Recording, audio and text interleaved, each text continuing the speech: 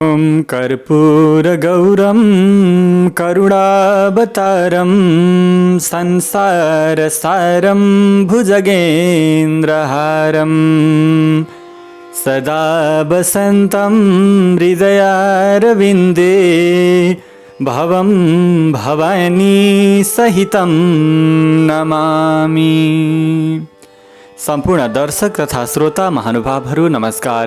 शिव महापुराण अन्तर्गत 48औं भागको अत्यन्तै पावन प्रसङ्गमा हजुरहरूलाई हार्दिक स्वागत छ। दर्शक महानुभावहरू, हिजोको प्रसङ्गसम्ममा शिवजीका ती दिव्य ज्योतिर्लिङ्गहरूको उत्पत्ति भएको र त्यसका महिमाका प्रसङ्गहरूलाई श्रवण गरिराखेका थियौँ भने आजबाट पनि त्यही कथा अगाडि निरन्तर बढ्न गइराखेको छ। अत्यन्तै भक्तिभावपूर्वक श्रवण गर्नुहोला। अब यसपछिको प्रसङ्गमा सुत सौनक संवाद अन्तर्गत सुतजीले मल्लिकार्जुन ज्योतिर्लिङ्ग प्रादुर्भाव भएको प्रसङ्ग सुनाउन प्रारम्भ गर्नुभयो। जुन समयमा कुमार सबै पृथ्वी परिक्रमा गरेर कैलाश पर्वतमा आउँदा गणेशको विवाह भएको कुरा सुनेर उनी क्रौञ्च नाम गरेको पर्वतमा गएका थिए। पार्वती र भगवान शिवले त्यहाँ गएर अनुरोध गर्दा पनि नआएर अरू 12 कोष टाढा गएकाले भगवान शिव र पार्वती ज्योतिर्मय स्वरूप धारण गरेर त्यहाँ बस्नुभयो। उहाँहरू पुत्रको ममतामा आसक्त भएर पर्वका दिन कुमारलाई हेर्न उनका नजिकमा जाने गर्नुहुन्छ। त्यहाँ औँसीको दिन भगवान शिव आफै जानुहुन्छ। पूर्णिमाको दिनमा त्यहाँ पार्वती जानुहुन्छ। त्यही समयदेखि भगवान शिवको मल्लिकार्जुन नाम भएको एउटा शिवलिङ्ग तीनवटै लोकमा प्रख्यात भएर रह्यो। त्यसमा भगवान र पार्वती दुवैको ज्योति स्थापित भएको छ। मल्लिकाको अर्थ पार्वती हो भने अर्जुनको अर्थ शिव हो, जसले त्यो शिवलिङ्गको त्यो ज्योतिर्लिङ्गको दर्शन गर्दछ। त्यसले सबै पापबाट यथार्थ रूपमा मुक्त भएर आफ्नो अभिलाष अनुसारका सबै फलहरू प्राप्त गर्दछ। यसरी मल्लिकार्जुन नाम भएको दोस्रो ज्योतिर्लिङ्गका विषयमा बताइसकेपछि फेरि ती सौनकादि 88,000 ऋषि मुनीश्वरहरूले भने अब हामीलाई हजुरले तेस्रो ज्योतिर्लिङ्गका बारेमा बताइदिने कृपा गर्नुहोस्। तब सुतजी महाराजले फेरि भन्नुभयो, उज्जैन नाम भएको एउटा ज्यादै रमाइलो नगर रहेको छ, जुन सबै जीवका लागि मोक्षदायक रहेको छ। त्यो भगवान शिवको धेरै प्रिय र पुण्यदायक नगर रहेको छ।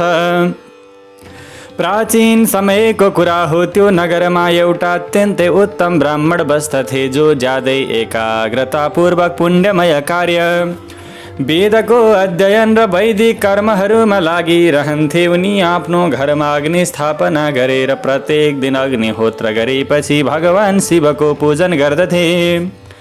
ती ब्राह्मण प्रत्येक दिन पार्थिव शिवलिङ्ग बनाएर त्यसको पूजा गरिरहन्थे। ती वेदप्रिय नाम भएका ब्राह्मण निरन्तर ज्ञान हासिल गर्ने कार्यमा लागिरहन्थे। यसै कारण उनले सबै कर्मको फल पाए। उनका सधैँ ज्यादै एकाग्रतापूर्वक भगवान शिवको पूजा गर्ने 4वटा पुत्र थिए, जुन आफ्ना माता पिता जस्तै अत्यन्तै सुगुणी थिए। तिनीहरूको नाम देवप्रिय, प्रियमेधा, सुकृत र सुव्रत थियो। तिनीहरूमा निरन्तर सद्गुण बढिरहेकाले त्यो उज्जैन ब्रह्मतेजले परिपूर्ण भएको थियो। त्यो समयमा रत्नमाला पर्वतमा बस्ने दूषण नाम भएको एउटा धर्म विरोधी असुरले ब्रह्माबाट वर पाएकाले वेद धर्म तथा धर्मात्माहरूमाथि आक्रमण गर्यो, तथा अन्तमा उसले सेनासहित भएर उज्जैनका ब्राह्मणहरूमाथि आक्रमण गर्यो। उसको आज्ञा अनुसार 4वटा धेरै डरलाग्दा दैत्य चारै दिशामा प्रलयकालीन अग्नि जस्तै गरी प्रकट भए।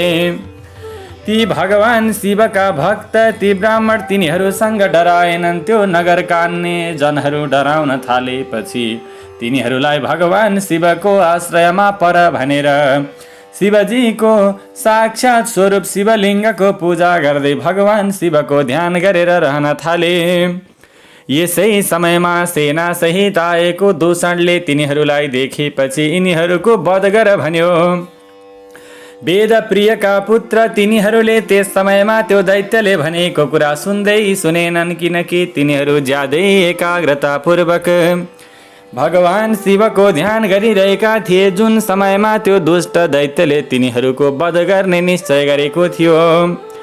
त्यसै समयमा उनीहरूले पूजा गरिरहेको पार्थिव लिङ्ग भएको ठाउँमा ठुलो आवाजसहित एउटा खाडल प्रकट भयो। त्यो खाडलबाट तत्कालै ज्यादै डरलाग्दो स्वरूप धारण गर्नुभएका भगवान शिव प्रकट हुनुभयो, जो महाकालका नामले प्रख्यात हुनुभयो। उहाँले दुष्टहरूको विनाश र सत्पुरुषहरूको रक्षा गर्नुहुन्छ।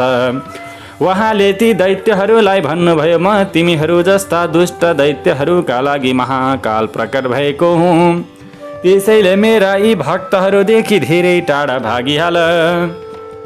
यस प्रकारका कुरा गर्नु भएपछि महाकाल रूपी भगवान शिवले आफ्नो हुङ्कारले सेनासहित त्यो दूषणलाई भस्म पारिदिनु भयो। त्यस समयमा दूषणका केही सेना मरे भने केही त्यहाँबाट भागे। भगवान शिवले आफ्ना भक्तलाई अत्यन्त दुःख दिइरहेको त्यो दूषणको वध गरिदिनु भयो। त्यस समयमा सूर्य उदाएपछि अन्धकार नष्ट भए जस्तै गरी भगवान शिवलाई देखेपछि दूषणका सबै सेना एकै क्षणमा अदृश्य भए। देवताहरूले विभिन्न प्रकारका बाजाहरू बजाउँदै आकाशबाट फुलको वर्षा गराउन थाले। यसपछि ती जनहरूलाई आश्वासन दिँदै भगवान शिवले भन्नुभयो, तिमीहरूको भक्ति देखेर म प्रसन्न भएँ, आफ्नो इच्छा अनुसारको वर माग। भगवान शिवका यस प्रकारका कुरा सुनेपछि ती लोकहरूले हात जोडेर भक्तिभावले प्रणाम गर्दै आफ्नो शिर निहुर्याएर भने, हे भगवान, तपाईँले हामीहरूलाई यो संसार सागरबाट सधैँका लागि मुक्त गरिदिनुहोस् तथा सबैको रक्षालाई दृष्टिगत गरेर तपाईँ सधैँका लागि यहीँ बसिदिनुहोस्। तपाईँको दर्शन गर्ने मनुष्यहरूको सदा उद्धार भइरहोस्। ती जनहरूका ती उपासकहरूका यस प्रकारका कुरा सुनेपछि तिनीहरूलाई मुक्ति दिएर भगवान शिव आफ्ना भक्तहरूको रक्षा गर्नका लागि त्यो ज्यादै सुन्दर खाडलमा स्थापित हुनुभयो। ती पूजा गर्ने ब्राह्मण पुत्रहरूले मुक्ति पाए। त्यस क्षेत्रका सबैजनाले मुक्ति पाए। त्यहाँ चारैतिरको एक एक कोशभूमि महाकाल शिवलिङ्ग रूपी भगवान शिवको ठाउँ बन्यो, ज्योतिर्लिङ्ग धाम बन्यो। उहाँ पृथ्वीलोकमा महाकालेश्वरका नामले प्रख्यात हुनुभयो। जसले भक्तिभावले उहाँको दर्शन गर्दछ त्यसलाई स्वप्नमा पनि कुनै प्रकारको दुःख हुँदैन। त्यो ज्योतिर्लिङ्गको दर्शन गर्ने सबै अभिलाषाहरू दर्शन गर्नेहरूका परिपूर्ण हुन्छन्। आफ्ना भक्तहरूको रक्षा गर्ने महाकाल नाम भएको ज्योतिर्लिङ्गको महात्म्यले भगवान शिवको भक्तिलाई अनन्य बनाउँदछ। भगवान शिवको भक्तिलाई बढाउँदछ। उज्जैनमा चन्द्रसेन नाम भएका एउटा राजा थिए, जुन सबै शास्त्रका ज्ञाता भगवान शिवका परम भक्त र ब्रह्मचर्यको नियम पालना गर्ने थिए। भगवान शिवका पार्षदहरूमध्ये प्रमुख र लोकले वन्दना गर्ने मणिभद्र राजा चन्द्रसेनका साथी भएका थिए। एक समयमा मणिभद्रले राजाबाट ज्यादै प्रसन्न भएकाले उनलाई कौस्तुभमणि, जुन मणि समुद्र मन्थन गर्दा निस्किएको थियो, जसलाई विष्णुले आफ्नो छातीमा धारण गर्नुहुन्छ र सूर्य जस्तै धेरै प्रकाशमय चिन्तामणि नाम भएको महामणि दिए। त्यो हेर्दा सुन्दा वा ध्यान मात्र गर्दा पनि मनुष्यहरूका लागि कल्याणदायक थियो। भगवान शिवको आश्रयमा रहने राजा चन्द्रसेन त्यो चिन्तामणि आफ्नो घाँटीमा धारण गरेर सिंहासनमा बस्दा उनी देवताहरूमध्ये सूर्य जस्तै शोभायमान हुन्थे। यसरी चन्द्रसेनको घाँटीमा चिन्तामणि सुशोभित भएको समाचार सुनेर सबै राजाहरूको मनमा त्यो मणि प्राप्त गर्ने हत्या हुने अभिलाषा उत्पन्न भएकाले तिनीहरू रिसाउन थाले। त्यसपछि ती सबै राजा आफ्ना सेनासहित आएर युद्धमा चन्द्रसेनलाई पराजित गर्ने अथक प्रयास गर्न थाले। तिनीहरू एक आपसमा मिलेका हुनाले तिनीहरूसँग धेरै सेना थिए। तिनीहरूले एक अर्कालाई सङ्केत र सल्लाह गरेर आक्रमण गरे। उज्जैनलाई चारैतिरबाट घेराबन्दी गरे। यसरी आफ्नो नगर चारैतिरबाट घेरिएको देखेपछि राजा चन्द्रसेनले महाकालेश्वर ज्योतिर्लिङ्गको शरणमा गएर आफ्नो मन सन्देह रहित बनाउँदै दृढ निश्चय भएर उपवास बसी दिनरात भक्तिभावले महाकालको आराधना गर्न थाले। त्यो नगरमा एउटी गोठाल्नी बस्थिन्। उनको एउटा मात्र पुत्र थियो। उनी विधवा थिइन् र उज्जैनमा धेरै पहिलेदेखि नै बसेकी थिइन्। उनी आफ्नो 5 वर्षको बालकलाई लिएर महाकालको मन्दिरमा गएर राजा चन्द्रसेनले गरेको महाकालको पूजा ज्यादै भक्तिभावले हेरिन्। यसरी राजाले गरेको भगवान शिवको आश्चर्यमय पूजा हेरेपछि भगवानलाई प्रणाम गरेर उनी आफ्नो घरमा आइन्। ती गोठाल्नेका पुत्रले पनि त्यो सबै पूजा गरेको देखेको थियो। यसै कारण घरमा आएपछि उसले ज्यादै उत्सुक हुँदै भगवान शिवको पूजा गर्ने विचार गर्यो। यसपछि उसले एउटा ढुङ्गो ल्याएर त्यसलाई आफ्नो घरभन्दा केही पर अर्को घरको एकान्त ठाउँमा राखेर त्यसलाई शिवलिङ्ग मान्यो। त्यसपछि उसले बनावटी चन्दन अलङ्कार वस्त्र धूप दीप अक्षता सहितका सामग्री भेला गरेर धेरै भक्तिभावले तिनीहरूले पूजा गरेपछि मनले कल्पना गरेको नैवेद्य पनि चढायो। सानो बालक खेलेर विभिन्न प्रकारका रमाइलाहरू गरे जस्तै उसले भगवानलाई विभिन्न प्रकारका सामग्रीहरू साथमा नभए पनि चढाएको कल्पना गर्यो। उसले सुन्दर पात्र फुलहरू चढाएर अनेकौं प्रकारको नृत्य गर्दै भगवानका चरणमा ढोग्यो। त्यही समयमा ती गोठाल्नीले भगवान शिवमा ज्यादै आसक्त चित्त भएको आफ्नो पुत्रलाई प्रेमपूर्वक भोजन गर्नका लागि बोलाइन्। तर उसको मन भगवान शिवको पूजामा ज्यादै एकाग्र भएकाले आफ्नी माताले पटक पटक बोलाउँदा पनि त्यो बालकलाई भोजन गर्ने कति पनि चाहना भएन। त्यसपछि उसकी माता आफै उसको नजिकमा गइन् तथा ऊ भगवान शिवका अगाडि आँखा चिम्लिएर बसेको देखेपछि उसको हातमा समाएर उसलाई तान्न थालिन्। आफ्नी माताजीले यसो गर्दा पनि ती बालक नउठेपछि उसकी माताले रिसाउँदै उसलाई कुटिने। यसो गर्दा पनि आफ्नो पुत्र आउन नमानेपछि उनले यो बच्चाले के गरेको होला, यस्तो के प्रकारको लत हो भगवान प्रतिको भक्ति त यसलाई के थाहा भनेर त्यो शिवलिङ्ग टिपेर टाढा पठाइदिएर त्यहाँ चढाएका सबै सामग्रीहरू पनि लथालिङ्ग पारिदिन्। आफ्नी माताले यसो गरेको देखेर त्यो बालक रुन थाल्यो। ती धेरै रिसाए कि गोठाल्ने आफ्नो पुत्रलाई गाली गर्दै आफ्नो घरमा गइन्। भगवान शिवको पूजामा आफ्नी माताले व्यवधान उत्पन्न गरिदिएपछि त्यो बालक देव देव महादेव भन्दै अनायास रूपमा मूर्छित भएर भुइँमा लड्यो। उसका आँखाबाट आँसुका धारा बग्न थाले। यसको केही समयपछि उसलाई होस आएकाले उसले आँखा खोल्यो। आँखा खुलेपछि उसले त्यहाँ भगवान शिवको अनुकम्पाले तत्कालै महाकालको ज्यादै सुन्दर मन्दिर बनेको देख्यो, जसका खाँबाहरू मडीहरूले चम्किरहेका थिए। त्यहाँको भुइँमा स्फटिक मडी जडिएको थियो भने तताएको सुनका धेरै कलशले त्यो शिव मन्दिरको शोभा बढाएका थिए। त्यो मन्दिरको कौशी बहुमूल्य नील मणि र हिराबाट बनेको थियो। त्यो मन्दिरको बीचमा भगवान शिवको रत्नमय शिवलिङ्ग स्थापित भएको थियो। ती बालकले त्यो लिङ्गमा आफूले चढाएको त्यो अघिको सामग्री थियो त्यो सबै सुसज्जित भएर रहेको देख्यो। यो देखेपछि त्यो बालक अचानक उठ्यो। ज्यादै आश्चर्यचकित हुँदै परम आनन्दको महासागरमा यथार्थ रूपमा डुब्यो। यसपछि भगवान शिवको स्तुति गर्दै उसले पटक पटक उहाँलाई प्रणाम गर्यो तथा सूर्य अस्ताएपछि त्यो बालक मन्दिरबाट बाहिर निस्कियो। यसरी बाहिर आएपछि उसले आफ्नो घर हेर्दा त्यो देवराज इन्द्रको भवन जस्तै शोभायमान भइरहेको थियो। घरमा भएका सबै सामग्री तत्कालै सुनमय भएर विचित्र र उज्जवल वैभवले प्रकाशमय हुन थाल्यो।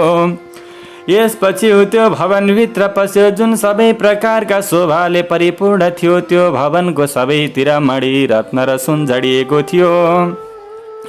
यसरी साँझको समयमा घरभित्र पस्दा त्यो बालकले आफ्नी माता लौकिक लक्षण सम्पन्न पलङमा सुतिरहेकी रत्नमय अलङ्कारले उनका सबै अङ्ग सजिएका र साक्षात् अप्सरा जस्ती देख्यो। उसले आफ्नी मातालाई तत्कालै उठायो। उनी भगवान शिवको कृपा पात्र भएकी थिइन्। ती गोठाल्नीले उठेर हेर्दा सबै आश्चर्यजनक देखिन्। केही पनि पत्यार गर्न सकिनन्। उनले ज्यादै आनन्दित हुँदै आफ्नो पुत्रलाई अङ्कमाल गरिन्। आफ्नो पुत्रबाट भगवान शिवको कृपाका विषयमा यथार्थमा सुनेपछि ती गोठाल्नीले निरन्तर भगवान शिवको आराधना गरिरहेका राजालाई जानकारी गराइन्। राजा आफ्नो नियम पूर्ण गरेपछि राति अचानक त्यहाँ आए तथा त्यो बालकको भगवान शिवलाई सन्तुष्ट गराउने प्रभाव हेरे। आफ्ना सबै मन्त्री र पुरोहित सहित आएका राजा चन्द्रसेन त्यो देखेर सबै आनन्दको सागरमा डुबेकाले उनका आँखाबाट खुसीका आँसु बग्न थाले भने भगवान शिवका नामको कीर्तन गर्दै उनले त्यो बालकलाई अङ्कमाल गरे। त्यस समयमा त्यहाँ सबै आनन्दित हुँदै भगवान शिवको नाम र यसको कीर्तन गर्न थाले। यसरी भगवान शिवको यो ज्यादै आश्चर्यचकित बनाउने महात्म्य देखेर नगरका बासिन्दाहरूले अत्यन्तै हर्षित हुँदै त्यसैको कुराकानी गर्दै त्यो रात एक क्षण जस्तै गरेर बिताए।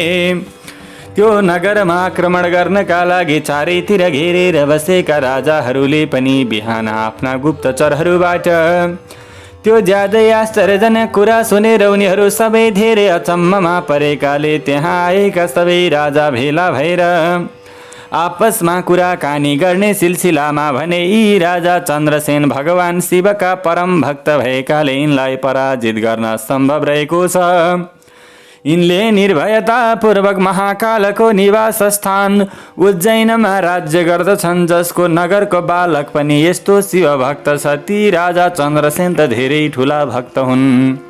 यिनको विरोध गर्दा निश्चित रूपमा भगवान शिव रिसाउनु हुनेछ र उहाँको रिसले हामी सबै यथार्थ रूपमा नष्ट हुनेछौँ। यसै कारण बरु हामीले यी राजासँग मेलमिलाप गरौँ भने हामीमाथि भगवान शिवको कृपा हुनेछ। यस प्रकारको निश्चय गरेर ती सबै राजाले युद्ध परित्याग गरे। तिनको मनमा भएको सबै वैरभाव हरायो। तिनीहरू सबै चन्द्रसेनको अनुमतिमा महाकालको ज्यादै रमणीय नगरमा आए। त्यहाँ उनीहरूले महाकाल भगवानको पूजा गरे। त्यसपछि तिनीहरू ती गोठाल्नीको उन्नतिपूर्ण अलौकिक सौभाग्यको धेरै धेरै प्रशंसा गर्दै उनका घरमा गए। त्यहाँ राजा चन्द्रसेनले तिनीहरूको स्वागत गरे। त्यहाँ पुगेपछि तिनीहरू ज्यादै आश्चर्यचकित र आनन्दित भए। ती बालकप्रति कृपा गर्नका लागि आफै प्रकट भएको मन्दिर र शिवलिङ्गको दर्शन गरेर तिनीहरू भगवान शिवको चिन्तन गर्न थाले। त्यसपछि ती राजाहरूले भगवान शिवको कृपा प्राप्त गर्ने अभिलाषा राख्दै ती बालकलाई अनेकौं सामग्री दिए तथा ती बालकलाई सबै गोपहरूको यानकी गोठालाहरू मध्येको राजा बनाइदिए। त्यही समयमा त्यहाँ अत्यधिक तेजस्वी हनुमान प्रकट भई उनी आएको देखेपछि सबै राजा उठेर उभिए। तिनीहरूले भक्तिभावले उनलाई नमस्कार गरे। तिनीहरूबाट सम्मानित भएपछि हनुमानले तिनीहरूका बीचमा बसेर ती बालकलाई अङ्कमाल गरेर ती राजाहरूतिर हेर्दै भने यो संसारमा शरीर धारण गर्नेहरूका लागि भगवान शिव बाहेक अर्को कुनै पनि गति छैन। यी गोप बालकले भगवान शिवको पूजा गरेको हेरेर त्यसबाट विप्रेरित भएर बिना मन्त्र नै भगवान शिवको पूजा गरेर उहाँलाई प्राप्त गर्नु धेरै ठुलो सौभाग्यको कुरा हो। गोपाल वंशको कीर्ति अभिवृद्धि गराउने यी बालक भगवान शिवका परम भक्त हुन्। यिनले यस लोकमा सबै प्रकारका भोग उपभोग गरेर अन्त्यमा मोक्षलाई प्राप्त गर्नेछन्। यिनको वंशमा 8औं पुस्तामा ज्यादै यशस्वी नन्द उत्पन्न हुनेछन् जसको घरमा विष्णु उनको पुत्रका रूपमा प्रकट भएर श्री कृष्णका नामले प्रख्यात हुनेछन्। आजदेखि यी बालक संसारमा श्री करका नामले अत्यन्त प्रसिद्ध हुनेछन्। यस प्रकारका कुरा गरिसकेपछि ती हनुमानले सबै राजा सहित महाराज चन्द्रसेनलाई कृपा दृष्टिले हेरे।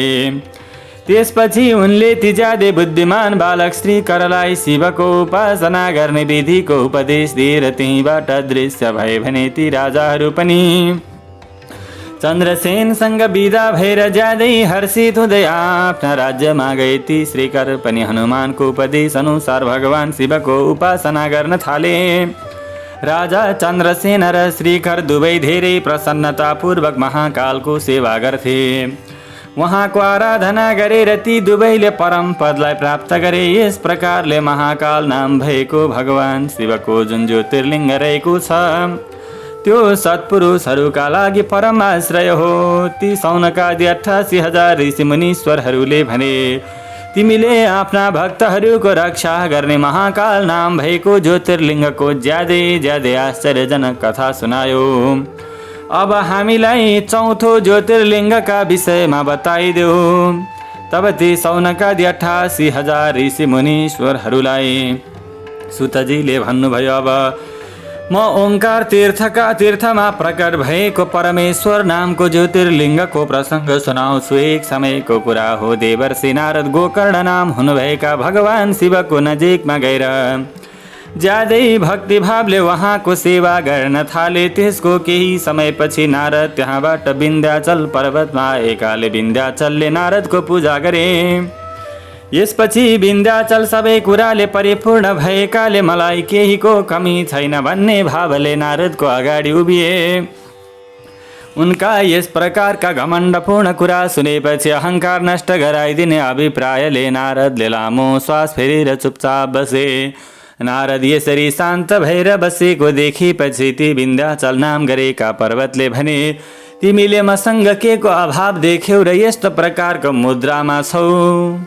त्यसै गरी तिमीले यसरी धेरै लामो सास फेर्नुको कारण के हो? तब नारदजीले भने, तिमीसँग सबै वस्तु भए तापनि सुमेरु पर्वत तिमी भन्दा अग्ला रहेका छन्। उनका शिखरहरू देवताहरूका लोकमा पनि पुगेका छन्, तर तिम्रा शिखर त्यहाँ कहिल्यै पुग्न सक्दैनन्।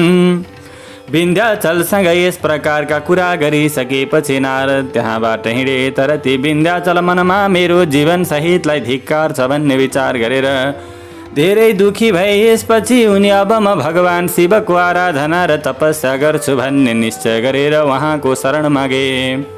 त्यसपछि साक्षात् ओमकार रहनुभएको ठाउँमा गएर भगवान शिवको पार्थिव लिङ्ग बनाएर 6 महिनासम्म अटल भएर भगवान शिवको आराधना र तपस्या गरे। ती विन्ध्याचलले श्री तपस्या गरेको देखेपछि भगवान शिव ज्यादै प्रसन्न हुनुभएकाले उहाँले उनलाई योगीहरूका लागि पनि ज्यादै दुर्लभ मानिएको आफ्नो प्रत्यक्ष स्वरूपमा दर्शन दिनुभयो। यसपछि भगवान शिवले ती विन्ध्याचल नाम गरेका पर्वतसँग भन्न लाग्नुभयो, म तिम्रो तपस्याबाट ज्यादै प्रसन्न भएँ। मैले आफ्ना भक्तलाई उनीहरूको इच्छा अनुसारको वरदान दिँदै आएको, अहिले दिने र भविष्यमा पनि दिने हुनाले तिमी आफ्नो विलासा अनुसारको वरदान माग। ती विन्ध्याचल नाम गरेका पर्वतले भगवान शिवका यस्ता वचन सुनेपछि भन्न लागे, यदि तपाईँ मबाट प्रसन्न हुनुभएको हो भने मलाई आफ्नो कार्य सिद्ध गर्ने बुद्धि दिनुहोस्। भगवान शिवले उनलाई उनको अभिलाषा अनुसारको वरदान दिएर भन्नुभयो,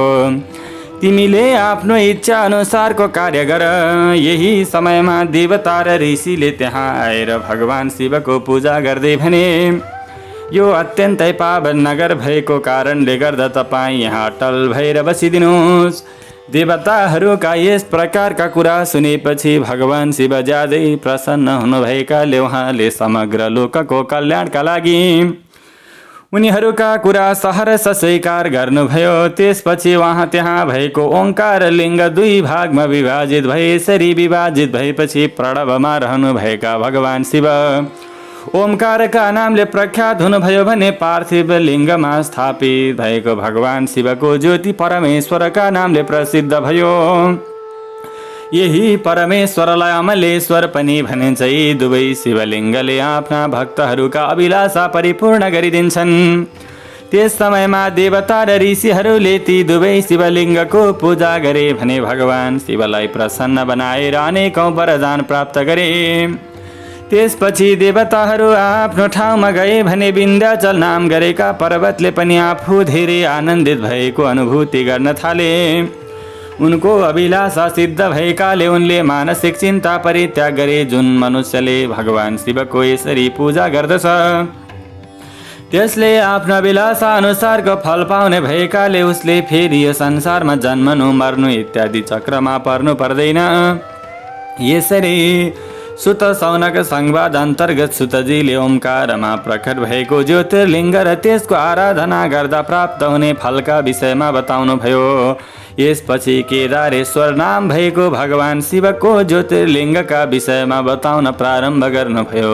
ती सम्पूर्ण मुनीश्वरहरू अत्यन्तै भक्तिभावपूर्वक शिवजीका कथारूपी अमृतहरूमा कथारूपी धाराहरूमा बहन लागे। ओम तव तत्त्वं न जानामि कीदृशोऽसि महेश्वर यादृशोऽसि महादेव तादृशाय नमो नमः। अवस्थ दर्शक महानुभावहरू, यससँगै शिव महापुराणको आजको प्रसङ्गको पनि यही समापन हुन गइराखेको छ। भोलिका दिनमा भगवान शिवका अन्य ज्योतिर्लिङ्गका विभिन्न महिमामय प्रसङ्गहरूलाई श्रवण गर्नेछौँ। देवादिदेव गौरीशङ्कर भगवानको परम कृपा हजुर तथा हजुरका परिवारजनमा सदा सर्वदा रहिरहोस्। हाम्रा कार्यक्रमप्रतिका हजुरहरूका सल्लाह सुझाव अनि प्रतिक्रियाहरू छन् भने कमेन्ट गर्न नभुल्नुहोला। अर्को श्रृङ्खलामा पुनः भेट हुने बाचा गर्दै आजका लागि बिदा दिनुहोस्। नमस्कार। ओम सर्वे भवन्तु सुखिनः सर्वे सन्तु निरामया सर्वे भद्राणि पश्यन्तु मा कश्चित् दुःखभाग् भवेत्। ओम नमः शिवाय। हर हर महादेव शम्भो।